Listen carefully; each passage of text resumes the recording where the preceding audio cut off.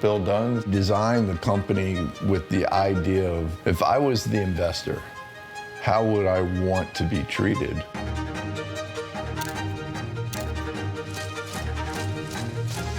Yes, I've seen a lot of other companies fail through the years because of all the volatility in the market, and how his systems are able to withstand it is outstanding.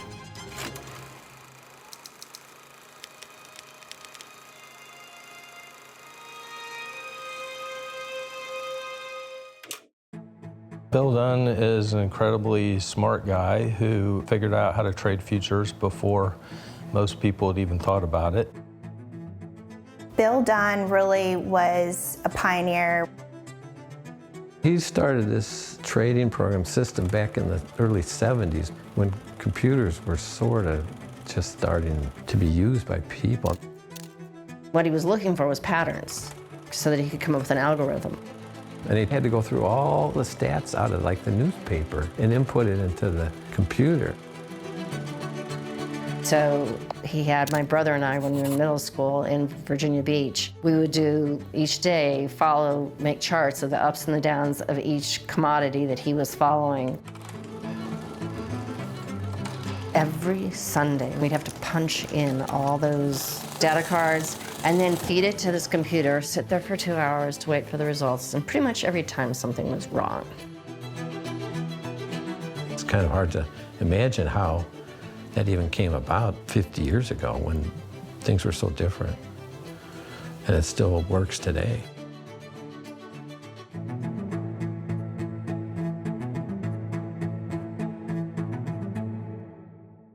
He actually received something called the Dunn Award that was given to someone who set a precedence or a high bar in the futures industry.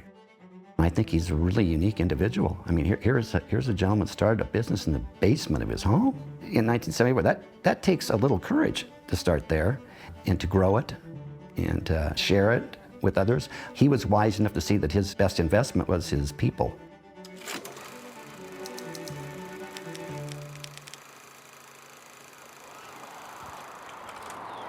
So you came down here to sleepy Stewart, Florida.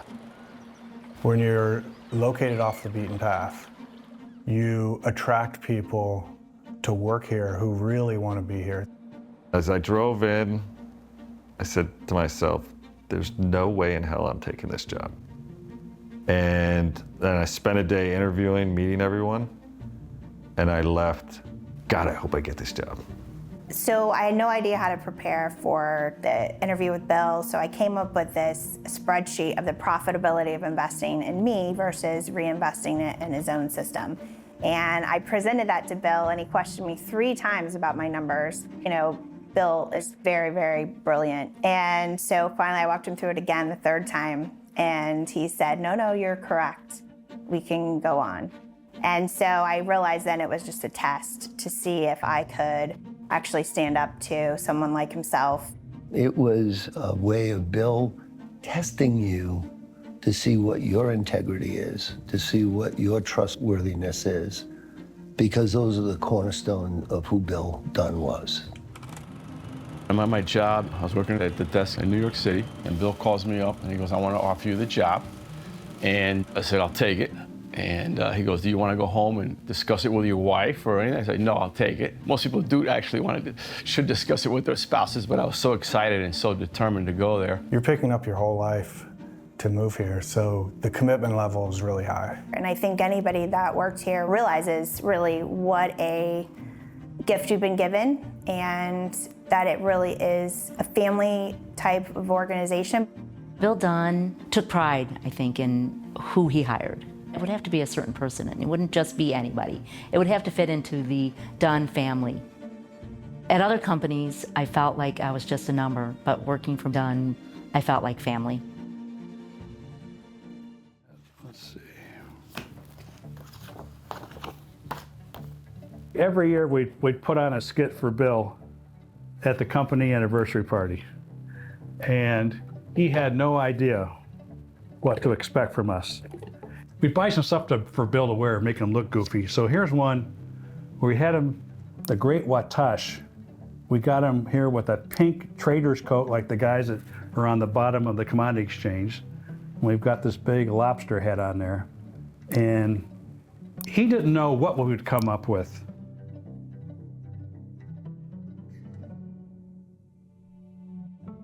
When you work with Bill, one of the wonderful things about Bill is you'll start someplace and he puts no ceiling on you.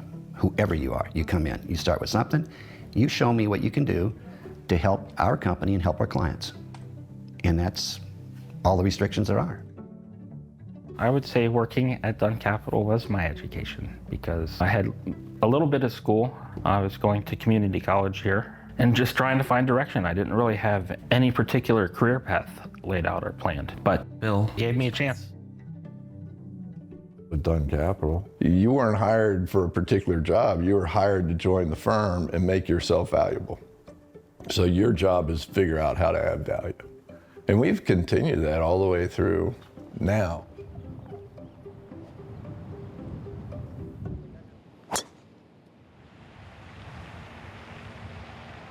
First time I saw Bill, got my sports coat on, I've got my tie on, you know, I'm kind of dressed up for me. And in walks Bill, and he looks at me and he says, you know, hello, Kirk, nice to have you aboard. By the way, what's that thing around your neck? And I said, huh? Oh, you mean my tie? He says, yeah. He goes, we don't use those around here. So he says, next time I'll cut it off. Kirk comes back on day 2 with the tie. Bill walks into his office, doesn't say anything, has a pair of scissors, and cuts the tie off. In the other offices, you feel the stress. So you were really on edge, a lot of screaming and yelling, and you were always, you know, fear for your life, basically. You thought this could be the end. You know, if you made a mistake, you're done.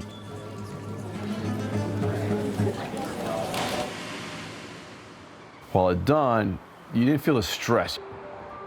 You felt pressure. There was always pressure to perform, to do well, but it was more of a consistent, hard work, you know, focused type of pressure, which actually brought the best out in you.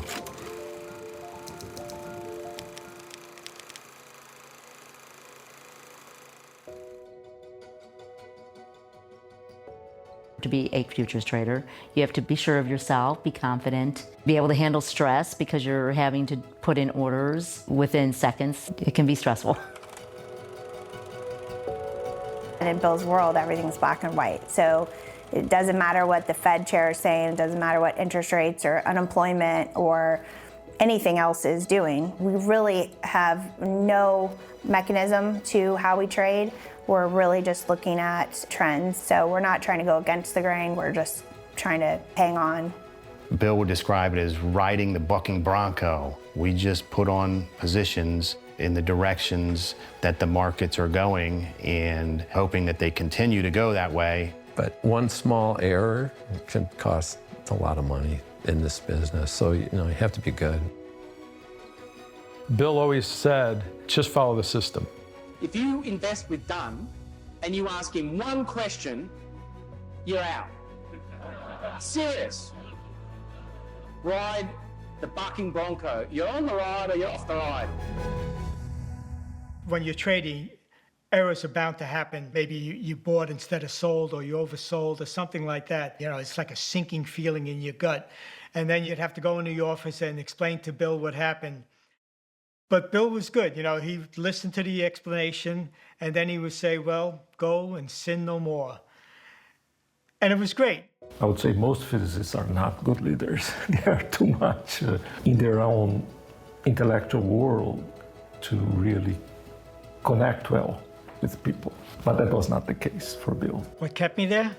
Working for Dunn, it was a kind of a firm where nobody would leave. Or why would you? A lot of us, when we come there, it's with the idea that it's our last job. Most people that have left, they don't go to work somewhere else.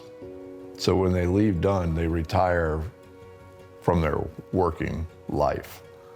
And I think that says a lot. And I think a lot of it has to do with the fact they know they wouldn't be happy anywhere else. We have never charged a management fee. We've always been performance fee only. So that puts us on the same side of the table as investors, and our incentives are completely aligned. We also have a lot of our own skin in the game. Almost every employee here has the vast majority of their net worth outside of their personal residence invested in the same trading strategy that our investors are in.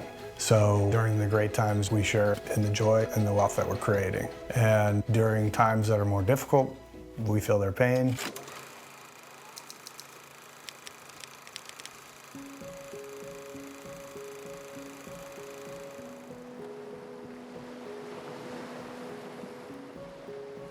So in 2007, we were amidst the biggest, the deepest, and the longest drawdown in the company's history. You could never tell what we were doing from a performance point of view based on Bill's disposition. He was the same guy whether we were up 20%, down 20%, or even down 60%. We weren't making money, so everything's coming out of Bill's pocket, you know, just supporting the company, this whole infrastructure and all the employees and all the salaries. Bill called everybody in and he said to us, we are in a precarious situation. Instead of laying people off, I want to cut people's salary in half. And Bill definitely chose his words carefully. You know, and obviously your lifestyle doesn't change because you've already established a certain lifestyle. So you start going into your savings and, you know, so that was definitely a difficult time. The hard part is staying in when they can't see when things are going to turn around. I thought of closing Dunn because that seemed to be the only viable option.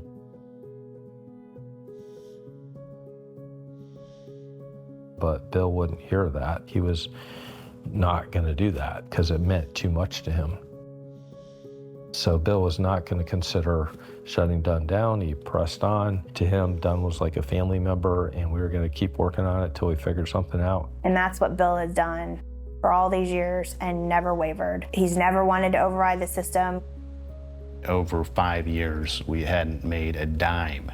And we came into the office on a weekend to move our belongings up from the second floor to the third floor, and Bill led the charge. And that was his way of saying, we're gonna get through this. And Bill did what everybody else was doing, packed up his boxes, walked them up the stairs, and it was a new start, and there was no looking back from that.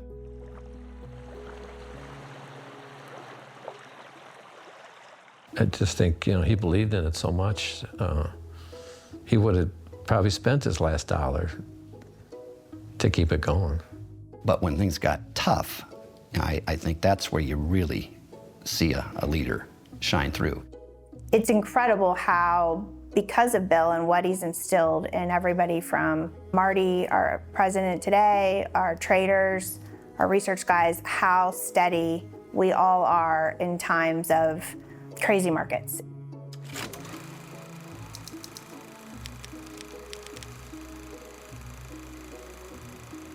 Well, you can see it in Marty.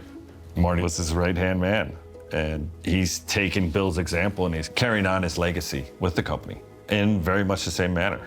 Marty is very dedicated to the company. He's got probably the biggest heart of anyone you ever met. He really cares about the employees. He really cares about the teamwork. Marty doesn't sugarcoat anything. Tells you the way it is. He expects a lot from all the employees. He expects hard work, dedication, honesty, all the values that Bill had. Well, I'll be honest with you. In a standard format, I would be the president and Marty would be the CEO. But Marty likes the title of president, so it works for us. Yeah, I think the company's got a really bright future with Marty, and I don't think Bill could have picked a better person.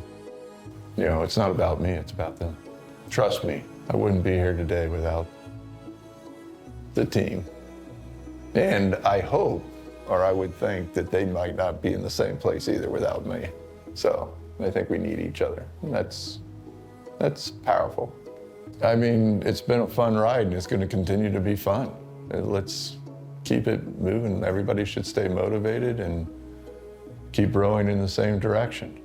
Let's see where we are in another 50 years.